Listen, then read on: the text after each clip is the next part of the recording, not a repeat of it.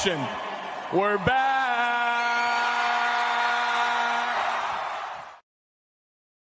We're back. Welcome to another episode of Fire the Cannon. I'm Rocky. And I'm Megan, and we are Fire the Cannon. All right, welcome back, Megan. You made it back from Lexington, Kentucky. I made it back somehow, some way. Woo. I will tell you this. I love driving. I know it can get a little crazy, and I know it's not everybody's cup of tea. I love it because I can stop. Yeah, I can stop and see cool stuff along the way, take little detours and whatever. But there is that downside, right? Like every now and then. Yeah. This was a rough one, and it was like anytime one thing goes wrong and throws you off schedule, all of a sudden everything's off schedule. Like Toro was just fussing a little bit, so I stopped more than I normally would for him because I didn't want an accident in the car, and then that put me behind. And then we got behind a wreck that we literally sat parked. Like my car was in park on the highway for an hour and a half. And then we got stuck behind more. It was just crazy. It was crazy. But we got home, and I'll tell you, all that stuff doesn't matter when you're doing it with a dub. So much easier. Now, if we had taken that L, I don't know. It might have been a different story. You might have heard about me on the news, y'all. Oh man. Yeah, we're going to talk about it tonight. So we'll give a little love to Texas volleyball. We'll dive into that Texas at Kentucky win. It was a win, a road SEC win at night. The good, the bad, and the ugly, some things that the team can grow on from that. We'll recap a little bit of the college football craziness from the weekend, but we have a lot to talk about, Megan. But first, I have to give a little shout out. This is kind of cool. It's our wedding anniversary. This will be on Tuesday. We'll post this for everybody to see. That'll be our 19th wedding anniversary. So I had to show this. Can you believe 19 years? Crazy. Yeah, married 19 years. This is our little wedding, one of our little wedding photos. So anyway, happy anniversary to Richard. He'll probably be watching this tomorrow. Yeah, that's pretty cool. Something I wanted to tell you, this week is Battle of the Lakes. Lake Travis comes to Westlake. Westlake has dominated this series for the last decade, right? Dominated this series lately. And the cool thing is normally they like release tickets online. You just go buy them at 8 a.m. You log in and you buy them. But for this game, they changed it up, and I guess too many people were just randomly buying all the tickets. So we had to go wait in line at the elementary school at 8 a.m., and there was a line of hundreds of people in line this morning to buy these tickets, and I got 4 tickets, and I'm very excited. Yeah. I know that's it. I know that's one that you look forward to every year. You like to jump in there and talk your little lake trash. Yeah, that Lake Travis against the Westlake. And they're doing Drew Brees is having his Westlake jersey retired at the game. And that's cool. It's kind of cool. And you, other than, I know your whole weekend was this game, but everything else, right? Yeah, it's good. Look, I hit the ground running. Like I mentioned, you got Stevie. Shout out to my road dog, Stevie. Oh, man, she's awesome. We put in the hours. We earned our Longhorn stripes, or I guess cow spots this time. Yeah, I don't know, but yeah, we got in town about 3:30 a.m. So that would be Monday morning. And by the time I got dogs walked. Stevie took off to get back to her place, and I got dogs walked, and I went to bed. It was probably 4:15 a.m. And then I'll tell you, that 6:30 alarm clock came pretty early. So no, you had 1 hour of sleep, and here you are. Yeah, hey, that's all right. Watch your Lions. Big win over Baker Mayfield. Big win tonight. Look, I'm a happy girl anytime. Like I said, I'm coming off 2 dubs. I'm good with that. So yeah, coming off 3 dubs. Texas volleyball coming off all the dubs. Cowboys won big. My Titans stink, but that's okay. Houston's playing right now. Hopefully they can pull it off. Let's give a little love to the Texas volleyball, Megan. Yeah, absolutely. Look, that was one that we were checking out for any law enforcement listening to this. I absolutely kept my eyes on the road and was not watching this You were only while listening I by was old driving. radio Only times. listening. Yeah, I was getting a play-by-play from Stevie. But yeah, no, it was a great matchup, y'all. I can't say enough good things about this Texas team, even when they weren't at their best, right? They weren't hitting quite as well as they have throughout the season. OU definitely showed some fight there, but they rallied and it didn't matter, right? That last set, Texas wins 3-1. That last set was crazy. Texas was like, oh yeah, okay, we're serious now. We're awake now. And they just dominated OU in that in that fourth set.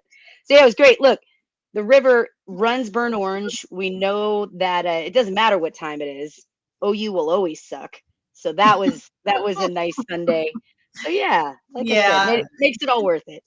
The difference in Texas with like record-breaking number of aces compared to all the service errors of Oklahoma really helps. But wow, they're just so fun to watch. They're so powerful. They're so beautiful. I love them so much.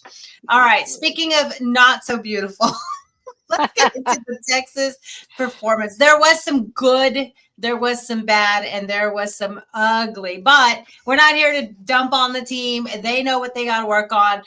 But we are just going to have some constructive thoughts about it, and then look at what they actually can grow on and build on from this game. So let's start with Megan. We kind of teased it a little bit, the travel, the atmosphere. Let's get into, you were at the game. You go to every game. So you were at this game. What was your experience in Lexington. Lexington. Why did I say Morgantown? Lexington. I'm reading two things at once. Lexington. I mean, little country, both areas kind of country. I get it. I don't know what it is. I'm reading three things at once. Look, let me tell you, we had a great time. We really did. And we met some really, really cool Kentucky fans. I want to say this, like, we got there early. So travel hack for the Longhorns that travel, you guys know that people jack up rates. And look, I get it. Game days in college towns always get more expensive on game day. That's not what we're talking about. They make money 6 days a year, right? Yeah, absolutely. Yeah. But when Texas comes in town, it's just different. It's just different. So travel hack here is we've started staying at KOAs, which I love. They're like campgrounds, right? And they're actually really cool. You can rent cabins. So that's what we did. We rolled in. We got in on Friday. We set up my projector, a big screen in front. We watched football, and then we were about an hour away. So got to Lexington really, really early, probably 6 a.m. Just to make sure that we got a spot. Free tailgating spot, free parking. What? Nothing's ever free. I know, it's crazy. Nothing's ever free. Yeah, this is one of the few times that I found a spot. I had got an inside scoop, found where to go, and it was right by the stadium. I'm telling you, it was like maybe 2 blocks. You could see the stadium there, so it was a great spot. We set up. I will say I got a little bit of false information. They said I got to be there by 6 a.m. First come, first serve. The spots are really limited, so you got to make sure you get there. Okay, all right. So I get there at 6 a.m. Let me tell you, Rocky, I did not see another human soul until maybe 10. Maybe 10 o'clock. Maybe it's because the game wasn't until a night game. I get it. They weren't in that much of a hurry. Maybe they're saying 11 a.m. game. I get it. But I'll tell you, back home, here in Austin, doesn't matter what time kickoff is. Yeah, it's packed. We're up and setting up at least by 8 a.m., if not earlier. Yeah. So, it was good. We met some really cool Texas fans as well. But yeah, the Kentucky fans were amazing.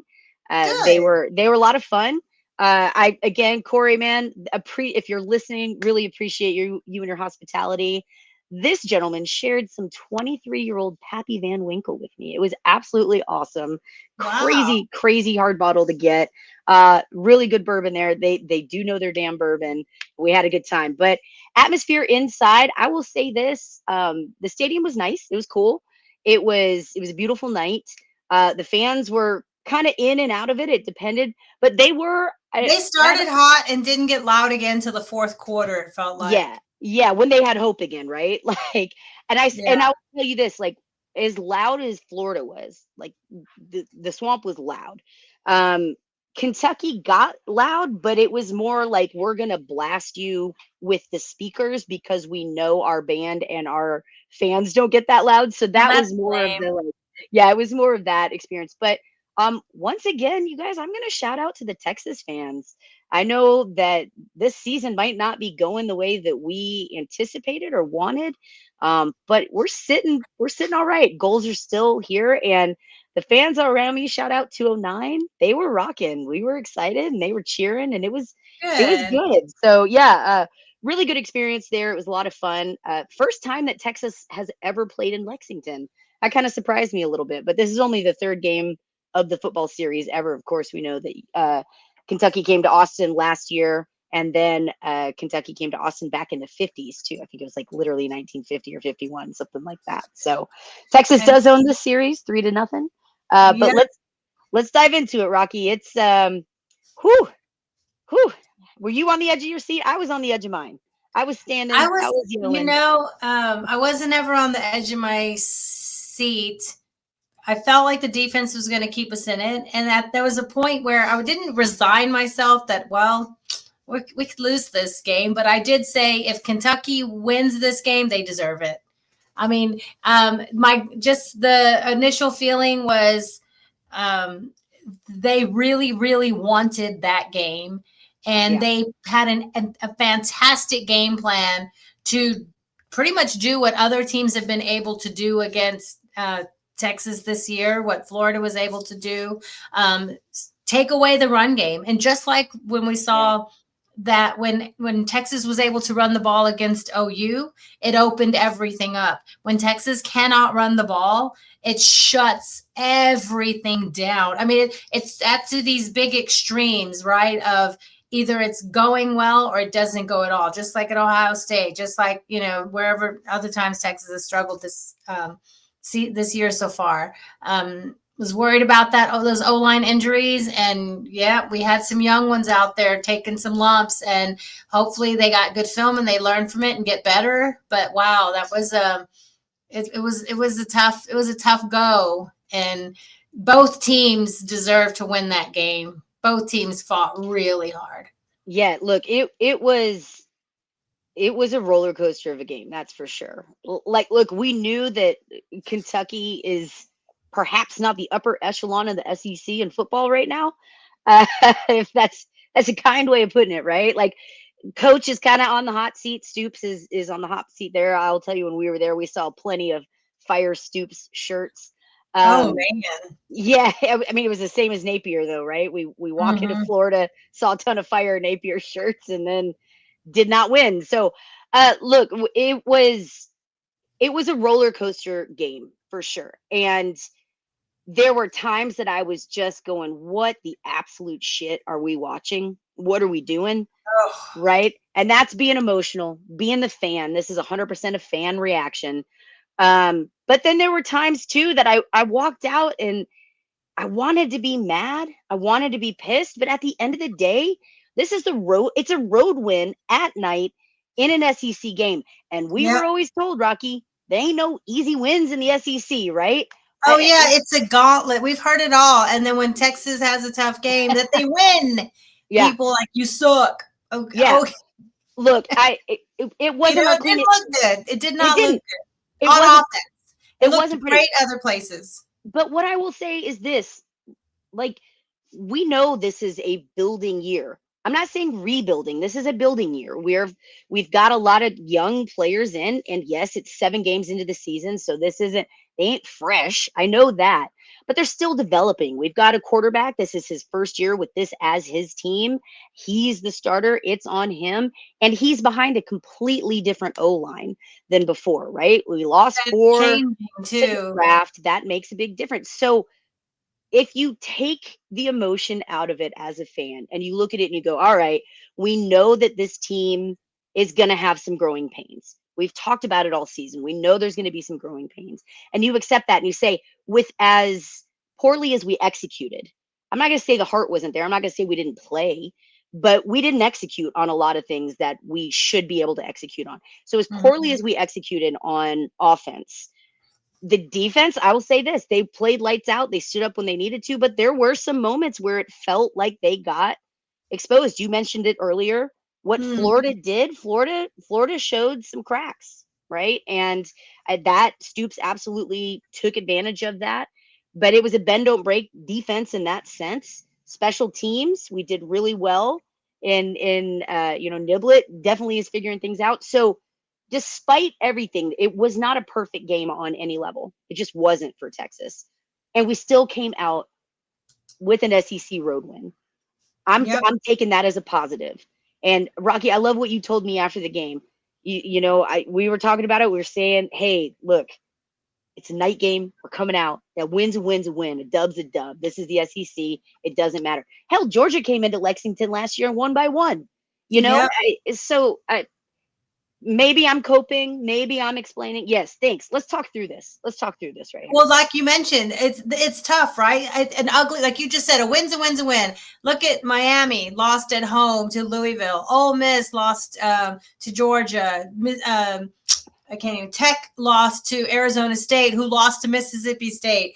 LSU lost. Tennessee lost. South Carolina.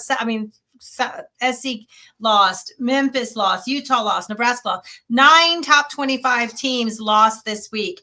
We're getting into the thick of the schedule. Injuries are piling up on people. Lots of film on other teams. Undefeateds are going down. They're down to like 4 undefeated teams left in the country. I'm sure all 9 of these teams. Yes, it was not their best performance by any means, Texas, but I'm sure all 9 of these teams that lost would have taken an ugly win, right? And some of these had some really pretty losses. It's like Ole Miss's loss was beautiful, but they would have taken an ugly win, right? But obviously the performance was not attractive to the polls either. Quick look, Texas, we just showed you 9 teams in the top 25 lost, yet Texas went down in the rankings, passed up by Cincinnati and Louisville. USF ranked ahead of Texas. This will all work itself out. Texas needs to worry about themselves right now, but it just shows you that people have eyeballs. One thing that I just want to throw out there, and we can talk about this when we talk about college football in general, but there are teams in the top 10 that are very one-sided, that are like, I'll just say the Aggies look fantastic, but they gave up 35, to 42 to Arkansas. They're not being punished for one side of the ball, of the team struggling and the other team looking great. I'm just going to say it. They're very much a top 5 team, but some teams are punished more for being lopsided than others. Yeah, I agree 1,000%. Look, we were talking about this after the game. Where do we think it's fair for Texas to fall? Games were pretty much wrapping up, right? At that point, we said, it was ugly, but it's a win. And at the end of the day, you're winning, and that's what matters. Just keep going. I felt that Texas deserved to move up a little bit. We were at 21. I thought, 18, 19 feels about right. Pop into that top 20 just barely. You're right. At the end of the day, AP poll is bullshit. Who cares? But yeah, then they come out and drop. Look, and I'm going to say this wholeheartedly, and y'all can accuse me of wearing burnt orange glasses or whatever, but I don't think I'm wrong here. This to me feels like, as much as the media had crazy, unrealistic expectations, fans too, we bought into the bullshit. We bought into the rat poison, right? Yeah. At the beginning of the season, this preseason number 1 crap. There is so many issues with the team. Again, we talked about it earlier. I'm not going to dive into it too much, but we're building this year. I still feel like the AP voters are looking at box scores, not the game. And they're going, oh, well, Texas should be number 1.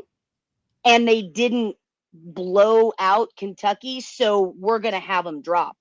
But that's not looking at it truly through a clear lens and in the context of week 8, right, of college football. I just think that it feels, as much as we like to talk about media bias and our opponents like to say, oh, Texas is the media darling, this is the downside of it.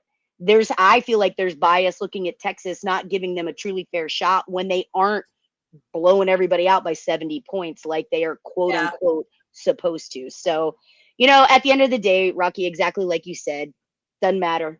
Just keep playing, just keep winning.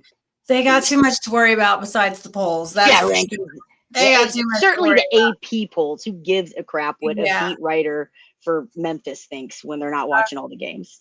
Yeah. So this week, Sark had his Monday press conference and he recapped a little bit about the game, some things from the game, and looked ahead to Mississippi State. We'll do that on Wednesday when we look ahead to the weekend. But let's kind of talk about what he said today. He kind of mentioned one thing that I think the overall feeling of this press conference to me today, his media availability, was he took a lot of ownership. He said, it's my fault. I got to get better. I got to work harder. He did not throw the players under the bus. He could have, He's a coach. He shouldn't. Yeah. No, but we've seen coaches doing it lately. Throw their own players under the bus. Even when he talked about DeAndre Moore, like the not going out of bounds, he said, I didn't do a good enough job of communicating the need to stay in bounds. I should have emphasized that. And he really takes the weight off of the players. And even the announcers could not stop dissing on DeAndre Moore the whole last minute of that game. And even into overtime, they were still talking about he didn't go out. He didn't go out. Yes, we know. And they couldn't stop mentioning it either. But Sark was clear to say, no, I didn't give them enough direction or remind them enough about this is where we are in the game. Sark talked about, looking in the mirror, putting himself first to look in the mirror, what he needs to do differently. Megan, you'll be happy to know only 2 penalties on offense in this game. The problem is they were in the fourth quarter and in overtime. But that's an improvement on the road in that environment. I don't know. Yes. On its face, factually, that is correct. Yeah. It is an improvement from the horrific penalty numbers. It's an improvement. There were some bad improvements. Bad penalties on defense. There was. The problem for me is that it still feels like in these key moments when it matters the most, we cannot get our shit together and play clean. That had to be probably one of the more frustrating pieces of this game. It's just like Texas could not get out of their own way to save their life in this game. So, but yeah, you know what? An improvement, I'll take it. I'm still going to fuss about penalties and key moments. I'm still going to fuss about. They're never going to be penalty free, but they did improve. Well, unless you're the Kansas City Chiefs, right? Yeah. Well, then you have no penalties. Yeah. Exactly. All right. Well, yeah. So that was an improvement there too. Now, Rocky, I did want to ask you about this. I love that Sark took, he put it on this is his team. And I'm going to say this. I saw some silly fans chattering, oh, Sark's lost the locker room. Get out of here.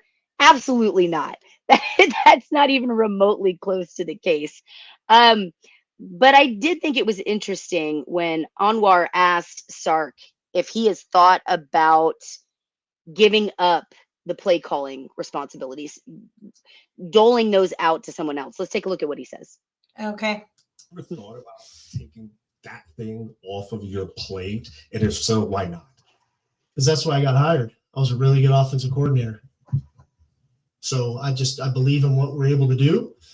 Every year we have to continually evolve, and there's years we're going to be better on offense than we are on defense. There's going to be years we're better on defense than we are on offense, but it's like if I was the best outside sales guy and then I had a startup company, surely I'm going to go to the sales meetings if I'm trying to sell something, right? And so if that's one of your strengths, I'm always going to tap into the strength that I have. And I think being a play caller on offense is one of my strengths. Some may disagree. That's okay.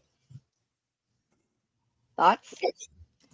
I agree. I don't think the problem is he's calling a terrible game. I think it is a lot to take on, but when he's in his bag, right, and everyone's cheering and things are working, a lot of it, I mean, like we'll get into this when the offensive struggles, but sometimes the play call is amazing and the rhythm is good. And, Arch will miss a wide open receiver, or the offensive line let 9 people come through. And there's other things that go beyond the control. And when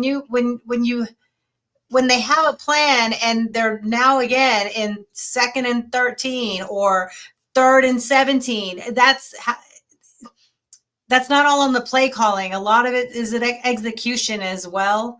But he does take ownership when, like, he made the bad play call to throw in overtime, which cost the holding penalty, and and he talked about that. What do you think? Should he about him making that comment? Well, I'm good at play calling. Why wouldn't I? He's good at play calling, and when you're an offensive coordinator, you better be good at play calling, and that is your bag when you're an offensive coordinator, and that is a big part of the reason why he got hired. But you're not an offensive coordinator anymore. You're the head coach. And with being the head coach, there are more responsibilities. I don't think that I'm not saying Sark should give it all up, because absolutely this is his team. Texas is where they are because of his offensive mind. We have developed the players that we have because of his offensive mind. And you're absolutely right. When he's in his bag, man, Sark calls a game like nobody else. When he makes adjustments, he's making adjustments like no one else. When everything is clicking on the offense, holy shit, this offense looks really cool. It looks damn near unstoppable. Yep. The problem is we're not there right now. And as we talk about this all the time, Rocky, on this program, like when you are a head coach in today's college game, you've got to be a CEO. Mac Brown talked about it even back in the day, right? Like you have to be a CEO. You have to delegate and understand it's more than just coaching. It's more than just X's and O's. You got to deal with donors. You got to deal with this. You got to understand. You have to find the right people to put in the right place. And that's where I would argue, yeah, you may have been one of the best offensive coordinators out there. And I agree. That's why Sark got hired. But when you get that bump in salary, when you get that promotion, you can't just do the thing. You're not just the salesman anymore. You're the CEO.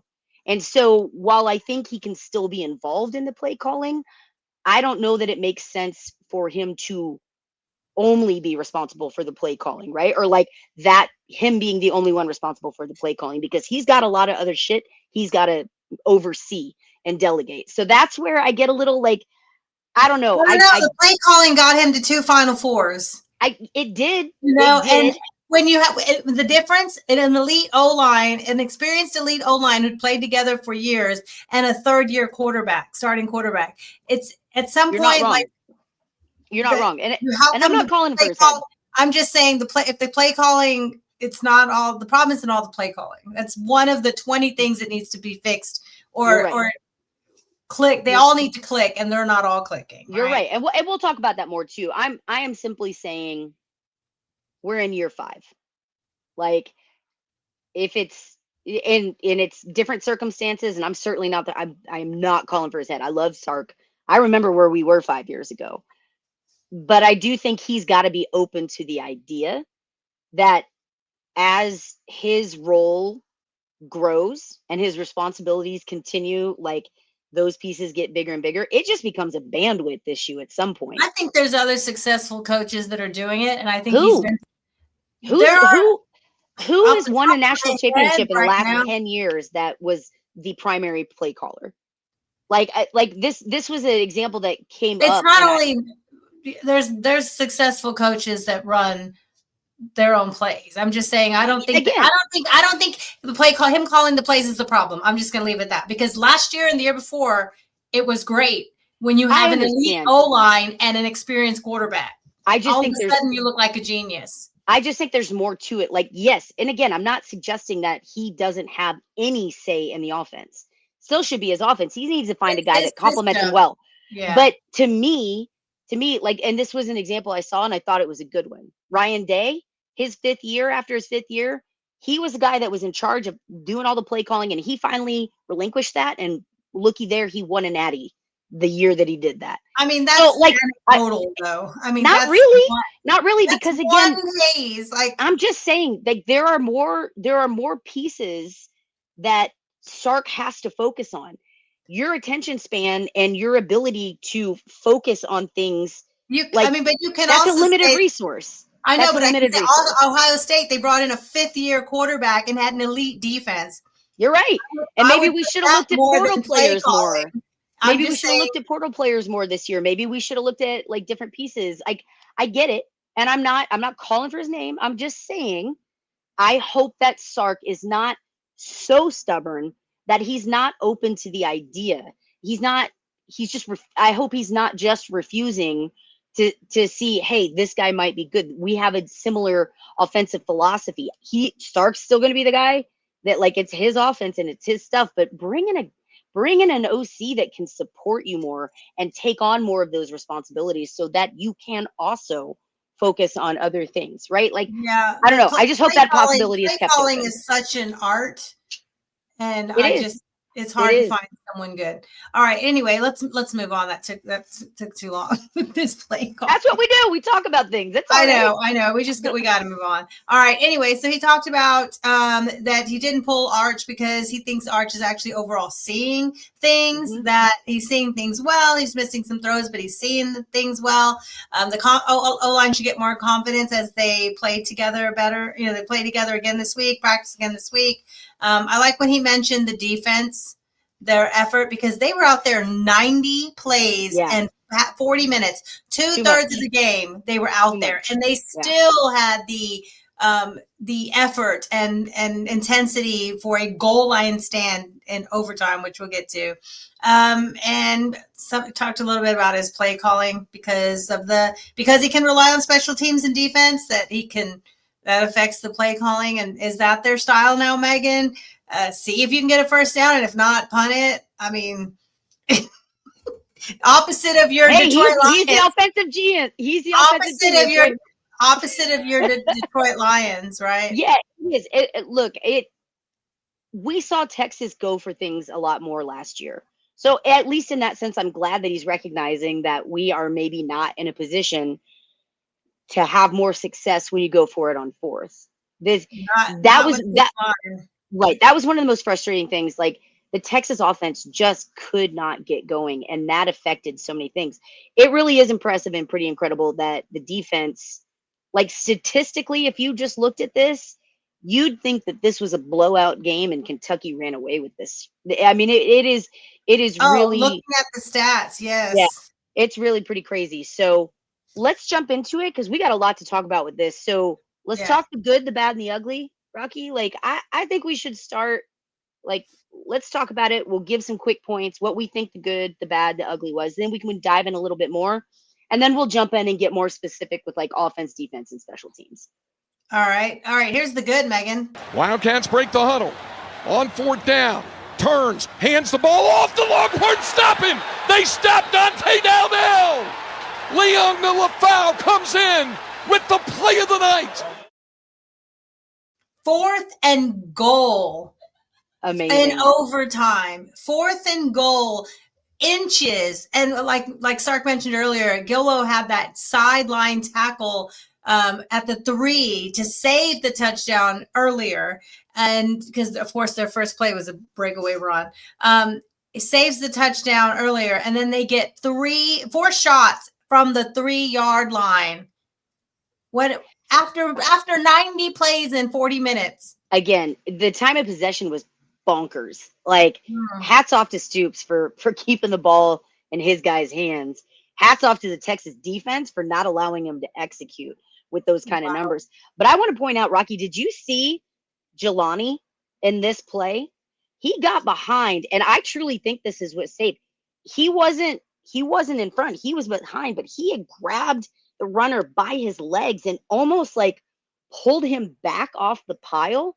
I don't think without that, like, I don't know that Texas protects that goal line stand. I don't know that it happens. It was pretty impressive. That goal line stand, the good is the defense. The numbers don't look great, but we talk about it all the time. That bend don't break. They moved through the 20s. They got down in the red zone, or they got down in scoring position. They even got into field goal range and missed a field goal. The defense did more than enough. Holding this team at home to 10 points in regulation should have been more than enough to win in regulation.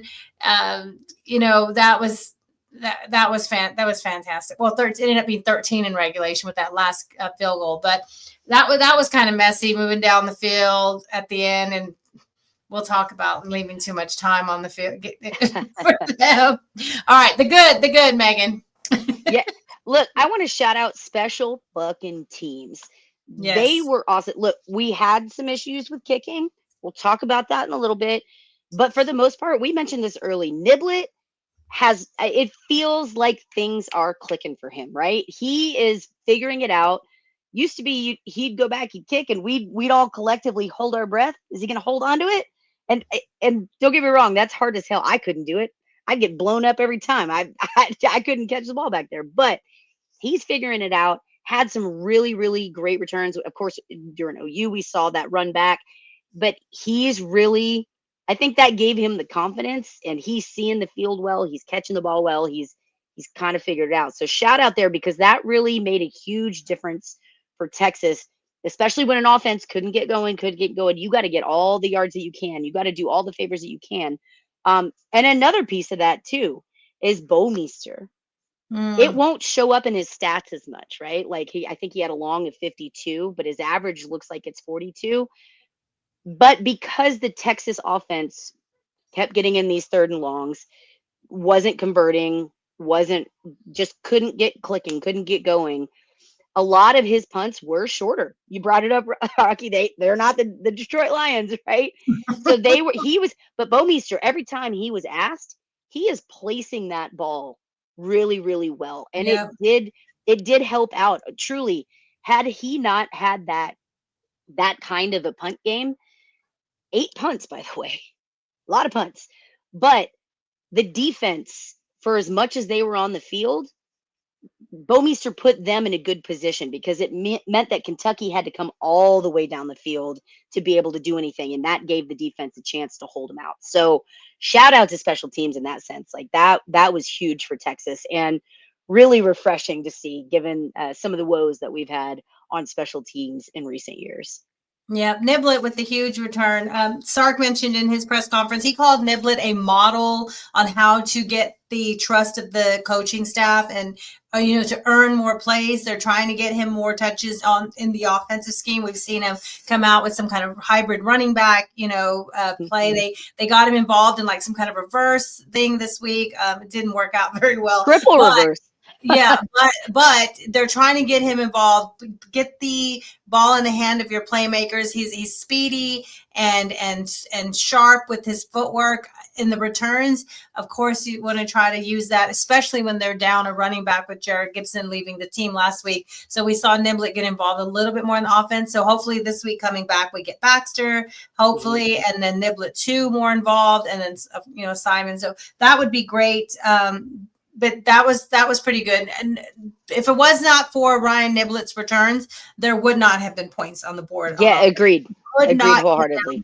He handed them the ball at the 3, 4, 5 yard line, whatever it was.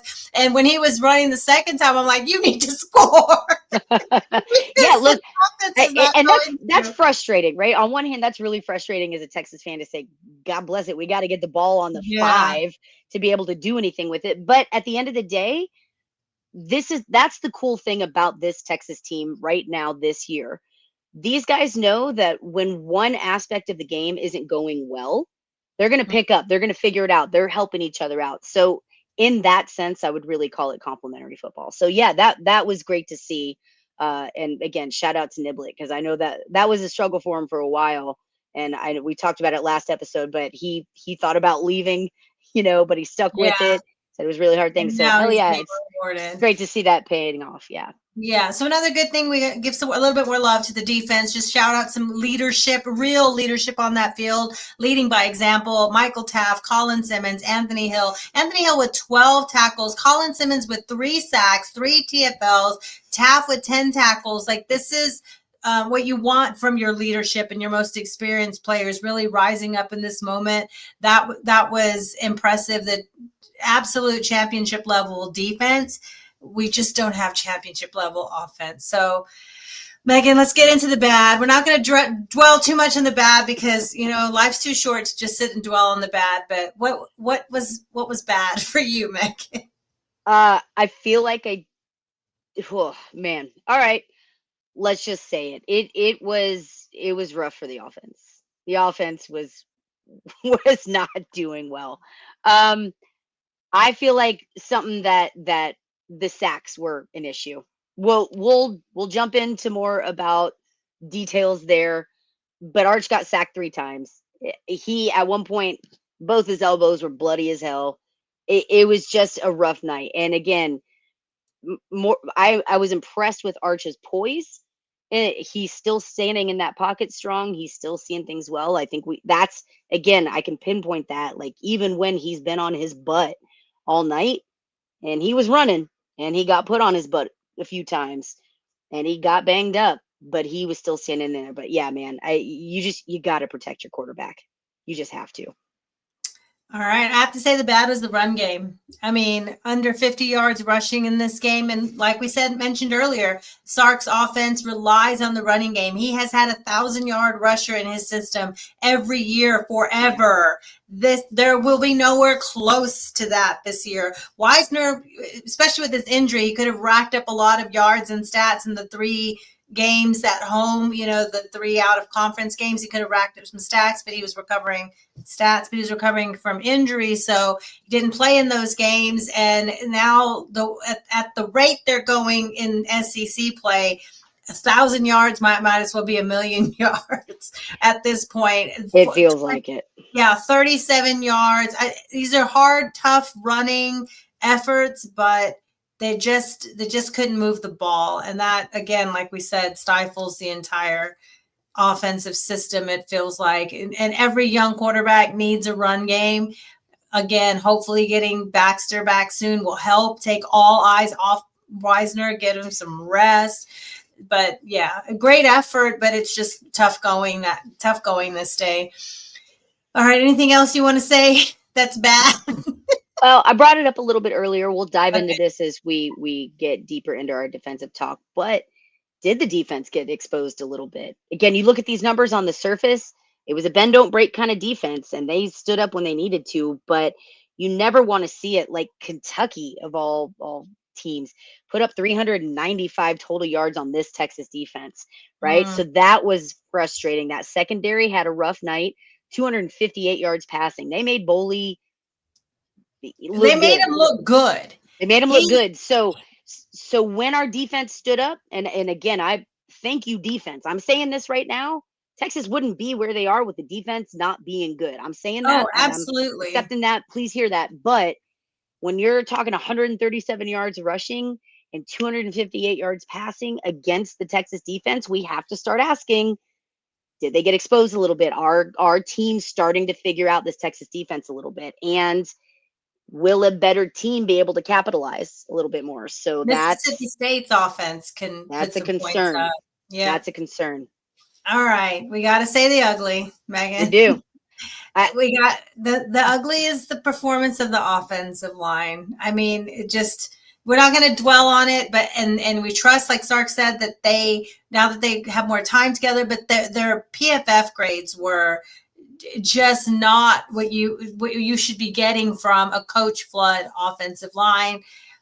There's this constant cycle of Arch not having time, Arch struggling, and it's just this cycle of, and I know it's not all the offensive line, but I feel like a lot of it stems from a rough performance. I will say this again, and I'm not interested in bashing specific players. We talked this. We knew when we got that injury report early on Wednesday before the game, and we saw that Hudson was going to be out.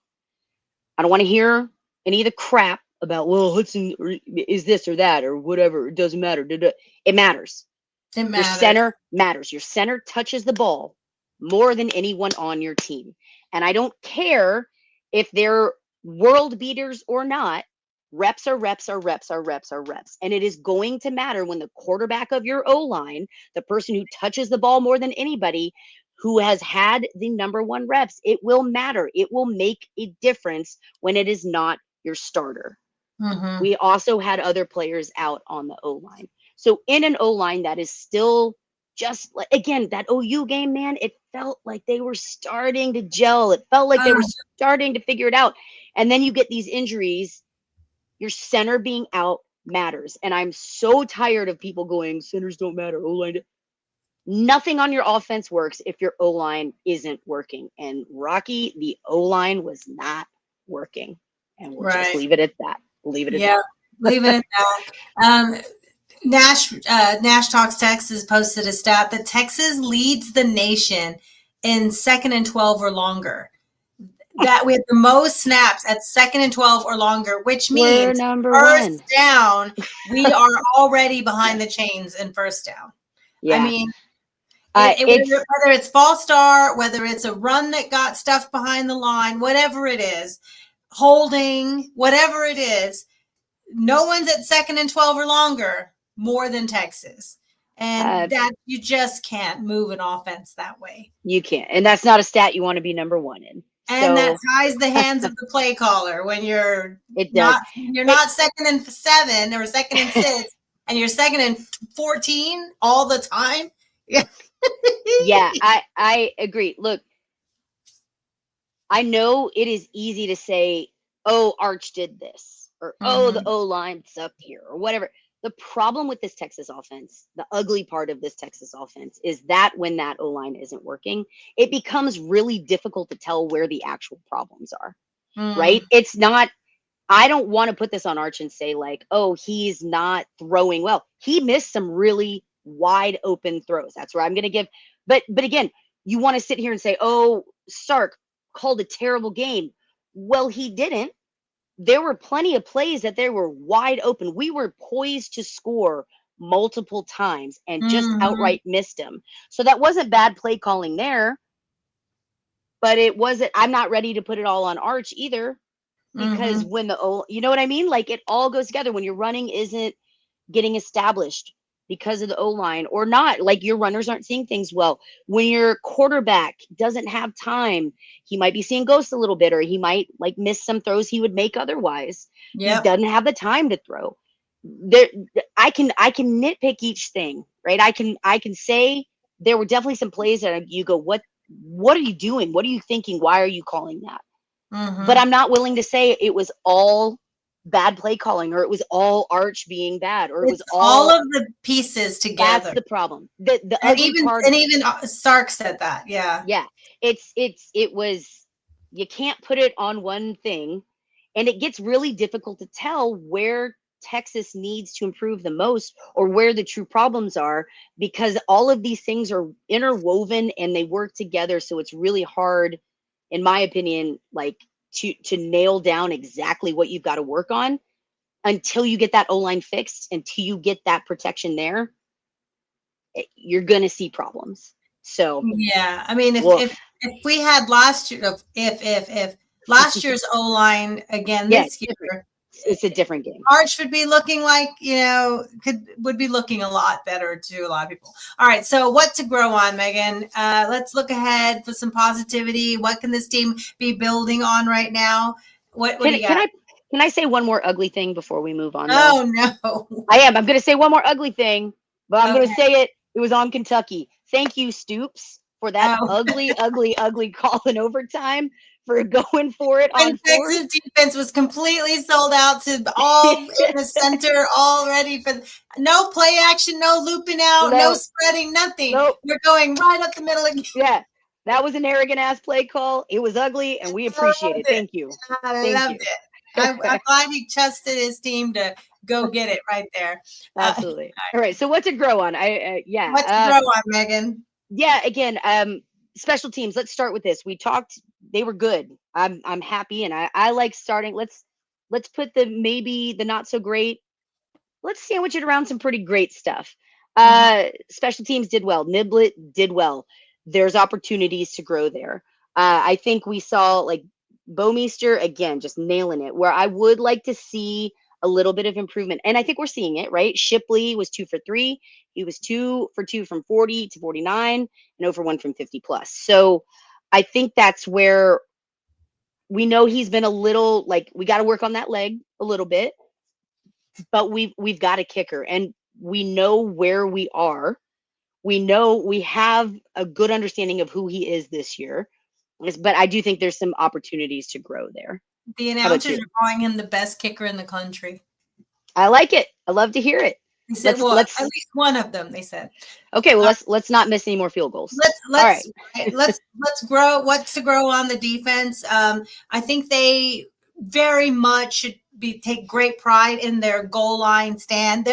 Their intensity in the red zone, and the thing about the defense is so many people got to play, and Sark mentioned what got them through 90 plays and 40 minutes of game time with the defense on the field was their depth. And they have been letting younger players get in, rotating younger people, Lance Jackson. We've seen Grayson Littleton since the beginning. We've seen, Kobe Black, all these younger players get lots of reps, and this is paying off now. When they need the depth, they have lots of players to rotate, and that's why they were able to get through this intense game. So I think that's really something that they can keep growing on, is getting lots of players lots of time, and then they know who they can count on in those moments. Yeah, absolutely. And again, this is a team that's still figuring things out. When you've got injuries on an O-line that's already young, already figuring things out, it's just going to be tough. So yeah, I think that's a point that they can grow on. They can understand. In Flood, we trust. Again, I'm not going to be one of those fans. Some of y'all are silly. Some of y'all show your asses real fast when it's coming out. The second something doesn't go perfectly, it's fire everybody. Oh, this is garbage. And then turn around and 2 plays later, and it's a great play. And the O-line does, oh, this is perfect. Never had it out. Come on, man. Like, take a breath. But yeah, agreed. I think there's room for improvement there, and something to grow on too. I would really like to see, we got that the blocking just has to be better. Just period. You can't. Arch is figuring it out despite everything, despite having some games where he's gotten that jersey dirty, gotten that uniform dirty. He is growing and improving every game, and it might be hard to see sometimes because of, like we talked about, the other issues that are surrounding this offense. But I still think Manning is taking steps forward in every single game. And if that continues and our O-line figures it out, man, once this thing starts clicking, it'll be there. And I think once it clicks, it's going to be big. So that's something we can grow on. I agree. That's something that Arch can definitely keep building on, is how he protects the ball and he doesn't put the ball in harm's way. Earlier in the season, we saw him, try to do a little too much, and even against, like, I don't know, UTEP or whoever is throwing an interception. And now you see him really think twice before he just flings it, or he, takes it and runs, or he throws it out of bounds, or even taking the sack sometimes is the right thing to do in those instances. So situationally aware. Yeah. Yes. And protecting the ball. It seems like he really takes good pride in, not turning the ball over. And that's something he can keep building on. All right, Megan, the defense is going to keep us in these games. How long do you think that's the recipe for success? It can't stay the recipe for success. It can't. Well, defense keeping Texas in the game, defense doing well is absolutely the recipe for success. Defense, the problem is O-line stands in overtime. The problem is you can't only have a defense. Mm-hmm. You've got to also, like we talk about all the time, complementary football. Exactly. Mm-hmm. So at some point, I'm telling you, this Mississippi State team, y'all, people can talk mess as much as they want, but if Texas plays the exact same game in Starkville that they played in Lexington, we don't walk away with the win there. Oh, so, you're going to get run out the stadium against Mississippi State. They actually have offense. So you've got to give your defense an opportunity to breathe. You got to say, look, man, we know you got us. Thanks. Now we got you. Right. Like, that offense has got to start clicking at some point. So, it's now or never. So, all right, let's look ahead, Megan. Are you seeing, how do you think the development is going for this team 7 road games in, looking ahead to the rest of the season? That's a tough thing. I mean, we just spent 40 minutes talking about the O-line needing to improve and trusting Coach Flood, but I would hope to see a little more development where on that line going into going into week 8. But overall, like we said, defense is looking pretty tough. Special teams looking pretty tough. Manning is making those progressions. He's getting better. So knee-jerk reaction, I have some trepidation. But if I stop and look at it, take my Xanax and calm myself down a little bit, I go, you know what? I can see the good things. I can see where we're going. It might not be on my timeline. It might not be on this fan base's timeline, but the improvements are there, and Rome wasn't built in a day. So I'm gonna zen out a little bit here, Rocky. I'm gonna say, as long as we continue to improve and don't just absolutely shit the bed and take 20 steps back, I'm gonna take these steps of improvement. So I'm gonna say this was a step back from the Oklahoma game for the offense. it It was was a step back. They could not run the ball. They were able to run it against OU. Every stat was a step back compared to playing an elite defense in Oklahoma. And that's a rivalry game. So, things are different. It's hard to get up every week. And this was it was a night game. ESPN, they won. And that's what matters. They won. They won. But the way they won, yes, they won. Great. We're excited. We can also say that's not the recipe for continued success in this. Agreed. For the rest of the season. But let's have a little bit of positivity. We'll wrap up with some positivity. Megan, even just a few years ago, Texas would not have won this game. No. I like I said early on in this program, I remember where we were 5 years ago. Listen, I don't know what the hell I was thinking, but when I started doing all of the away games as well, like I've always traveled, I've always done that. I've always gone to all the home games, but started to do all the away games. It was in some of the roughest years. We had some glimmers of hope, right? So I remember being in Kansas when we lost to Kansas. I remember those, like, just the absolute ass kicking by TCU. That pain sucks. I don't want to go back to that. And we are not back at that. We're in the SEC. Our goals are still ahead of us. It's not pretty. We're not doing it. It's not glamorous right now. And I know we're impatient, and I know we're Texas fans, and we want to be dominant and crazy, but we're still in a position to achieve our goals. It's going to be harder. It's going to be harder than we thought it would be at the beginning of the season, but we're still in a position. So at the end of the day, we went in to an SEC road game. We got a road win. That is something to build on. We got a road win at night. That's something to build on. We escaped. I had more than one people tell me, hey man, this is the quintessential SEC experience. You got to go in, you got to get the shit scared out of you by a not super great team, right? Everybody does it in the SEC. All right. I'm glad we got it out of the way. We shake it off now. And we're going to see that success, because like we lost to a pretty bad Florida team. Oh, now we pulled off a close win against a pretty bad Kentucky team, but we got that dub. So now let's build on that.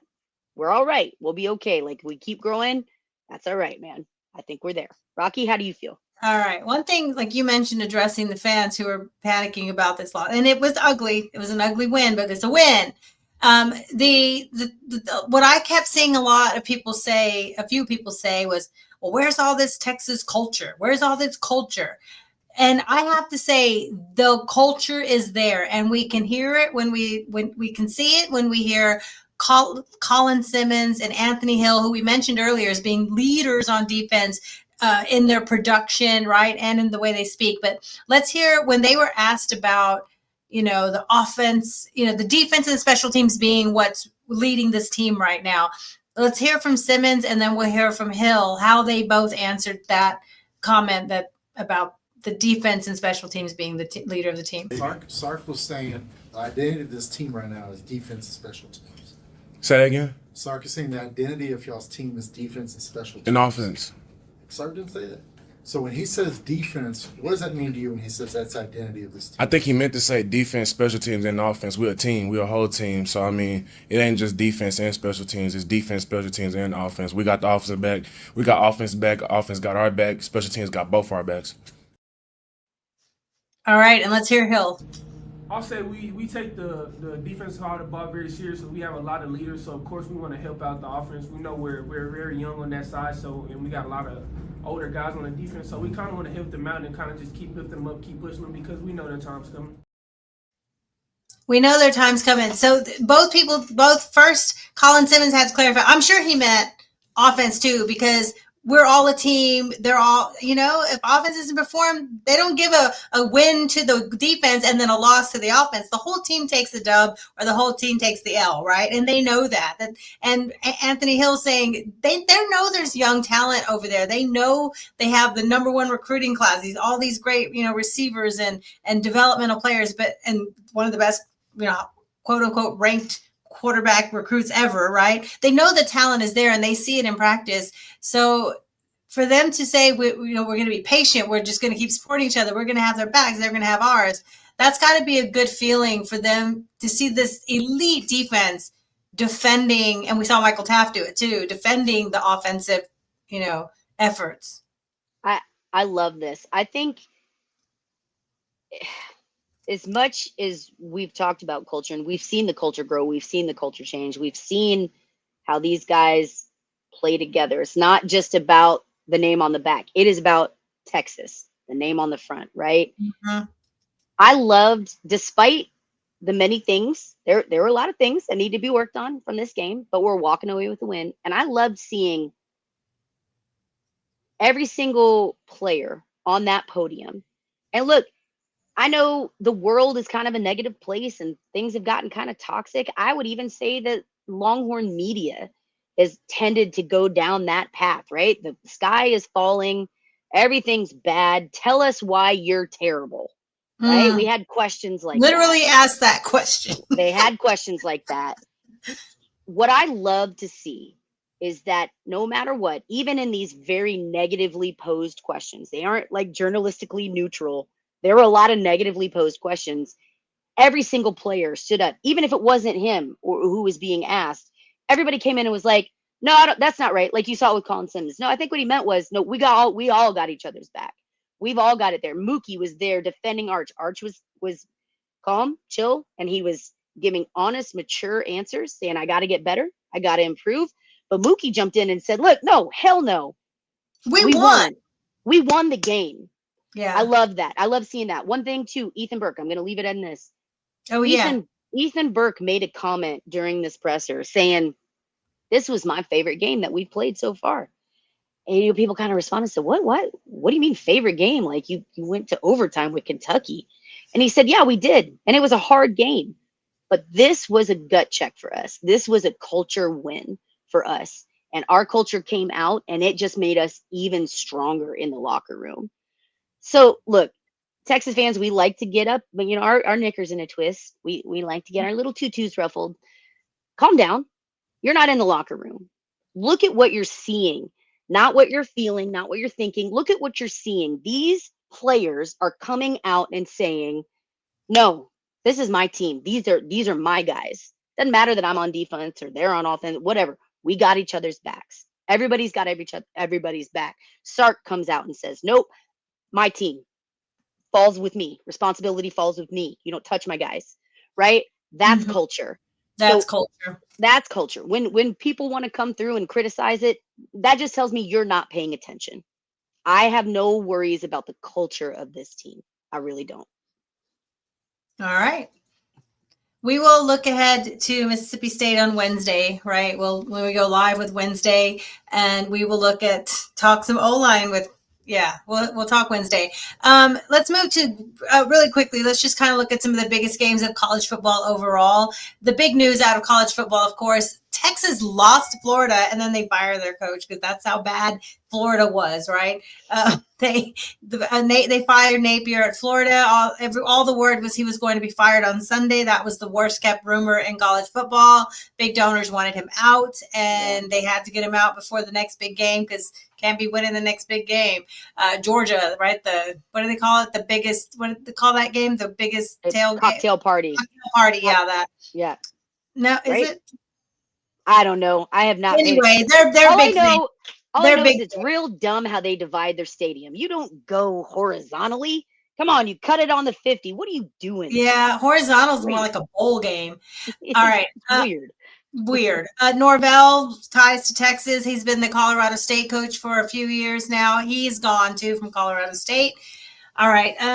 We talked about the 9 ranked teams losing this weekend.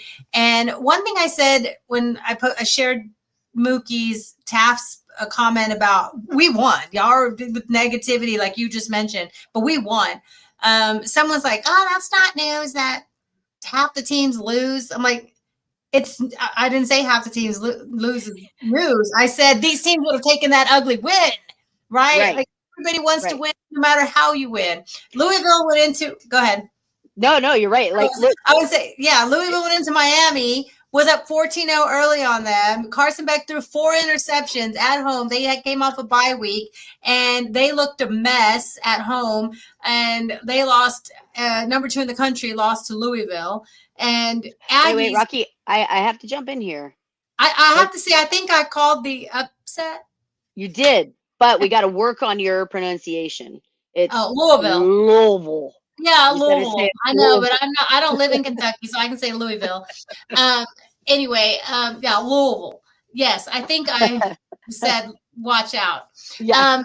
Aggies went to Arkansas, and I think we both said that Arkansas would cover or something like that. But Arkansas 42, A&M 45. Your thoughts on Arkansas putting up 527 yards of offense on the Aggies?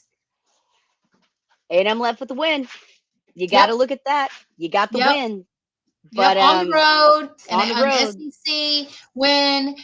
So we know Le'Veon Moss, the Aggie running back, was injured, and so they went right away to a running back by committee. They had 3 different running backs get over 50 yards. Well, 2 running backs and Marcel Reed all accumulated over 50 yards rushing. Marcel Reed with a rushing touchdown and 2 or 3 passing touchdowns or whatever it was, crazy. And they had 7 different receivers with over 20 yards receiving the Aggies. Yeah, look, I think the Aggies, like you said earlier, they're damn good right now. They are a top 5 team. It pains my heart to say it, but they are. At the end of the day, they are. But it's really interesting to see it. I still think this Austin matchup is going to be crazy because where A&M is excelling, like you said, you might be able to put up 45 points, but if your defense is allowing a team like freaking Arkansas to put up 500 plus total yards on you and to be right with you. 42 points. And 42 points. Like, man, it's hard to win games when you're allowing 42 points in it, right? So that's where I still like that Texas is always going to be able to depend on their defense. I like that. It's going to be a hell of a game in Austin. But look, at the end of the day, I'm not going to spend the entire program saying, hey, fuck it, a win's a win's a win, take that dub, right? And then say the Aggies can't do the same. They should. They should take that dub. But just like Texas, they better know that you play that's like that. That's not a recipe to keep. Yeah. That could get exposed when you go face another defense because 45 points. If you're giving up 42, then you better score 45. Right. Like that. Yeah. So I think this was a scare game for A&M. I think we both said that it would be close, it'd be close, and then we thought A&M maybe like the last, second half of the fourth quarter, the fourth quarter would pull away a little bit. 3 points ain't really pulling away. So no, and Arkansas got back within 3 with just they had a shot at the end there. Right. Okay. Ole Miss went to Georgia. Ole Miss quarterback Chambliss was amazing. Remember I said earlier how it was a beautiful loss? He balled out. 263 yards passing, 42 yards rushing, 2 rushing touchdowns, a passing touchdown. He looked so good in a loss. Would you rather have a beautiful win? Anyway, Georgia over 500 yards of offense too. Nobody wanted to play defense in this game. 5 touchdowns for Gunnar Stockton total. Wow.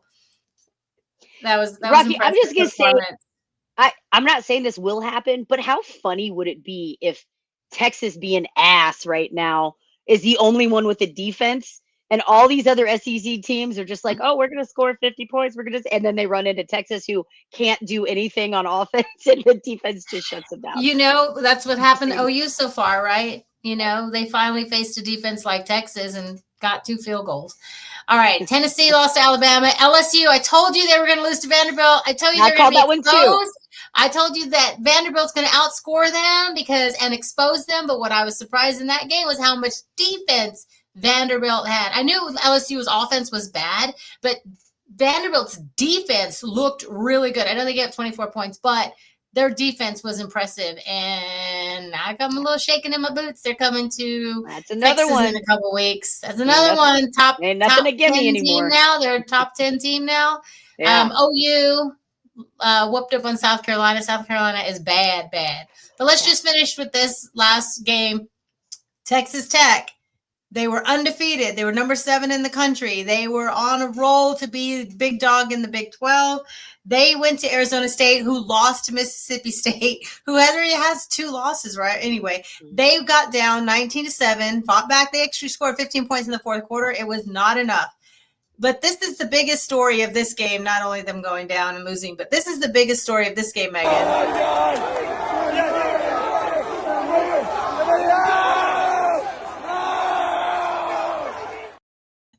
Ridiculously badly behaved Arizona State fans coming down to the field. You know how people like storm the field when they do anything. Coming down to the field and messing with the players. But you know what? Where have we seen that before? Where have we seen it? I've seen Tech fans so mad at this, what they did. But let's talk about how they did that to Texas when they stormed the field. Here's a picture. They did that. Thanks to TX Sports Fan for posting this. They did this. They literally put hands and shoved a Texas player. And, we've had these conversations about field storming. I can't stand it. One of the reasons is because it puts these players in the worst position. It's dangerous. And these fans are allowed to just put hands on them and they can't do anything back. Yeah, look, I was there at that Tech game. I was watching that happen. It was bad.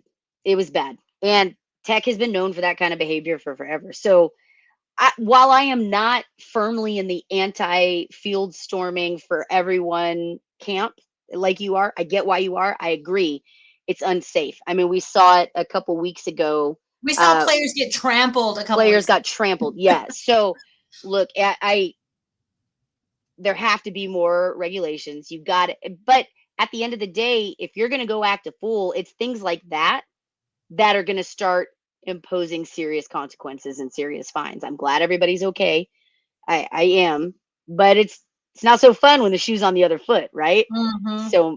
So I will refrain from calling Texas Tech the things that we got called when we were having this conversation when it was Texas and Texas Tech, but I'm glad everybody's okay.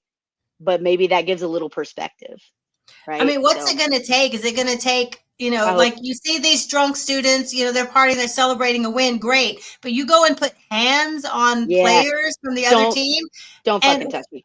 Talk trash, do whatever, but don't touch me. Don't touch me. Yeah, that's what's crazy. What's it going to take? One of these players punching in the face? Yeah, it's going to take a helmet to the head and all of a sudden, right? Like and again, we'd never condone that. We're not suggesting that players should do that. It's escalating. It feels like it's escalating. But it is escalating. Look, and I mean, we're kind of seeing it with Tech with the tortillas, right?